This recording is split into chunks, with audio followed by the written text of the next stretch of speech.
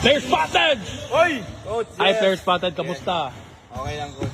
Player Spotted, ano bang update sa life mo ngayon? Anong pinagkakaabalahan mo? Anong ginagawa mo ngayong the past few days? Okay, no? Nakita niyo naman sa aking Facebook, no? Nung nakaraang araw, nasamlang ako.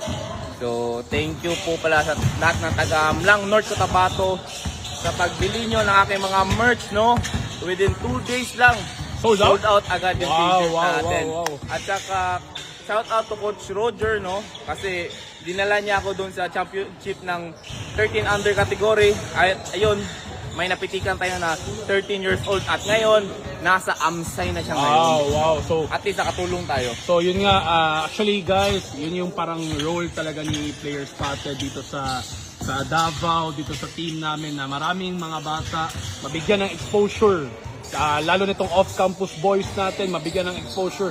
Makita hindi lang sa buong Pilipinas, kundi sa buong mundo kung gaano ka-talented, gaano ka may determinasyon yung mga players natin dito sa Davao.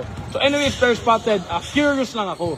Paano ba mag-isip ang isang Player Spotted? Kasi syempre lahat ng mga post mo sa Facebook palaging trending, palaging million views. So baka pwede mong mabigyan tips mga bagong vloggers sa generation ngayon. Paano ba mag-isip ang isang Player Spotted? Actually, At saka wait lang, dagdag ko pa kasi for me, isa ka sa pinaka very great, very nice na storytellers. hindi naman. So ang ganda ng mga storylines mo, lahat parang nag-aabang sa mga post mo. So paano ba mag-isip ang isang Player Spotted? Actually guys, kung sa pag-iisip ng content, no, given na yan, no? Yes, Pero, ang masasabi ko lang, mahalin nyo lang talaga yung ginagawa nyo. Yun no? So Mahalin nyo lang. walang secret, boss. Wala, mahalin nyo lang. Mahalin mo lang. Passion ko kasi yan eh. Yes. Minamahal ko kasi yung pagbablog. Kaya siguro madali lang akong makaisip ng content. Ayun. So mahalin nyo lang, pati trabaho nyo, mahalin nyo lahat. So yun nga guys, walang secret.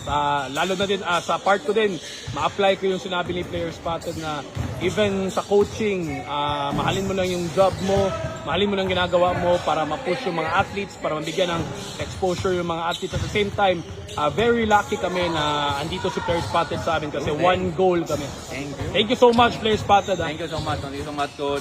Guys, please support Coach Jess. Congrats, Coach. Thank you, Player Congrats again. Spotted. Let's go!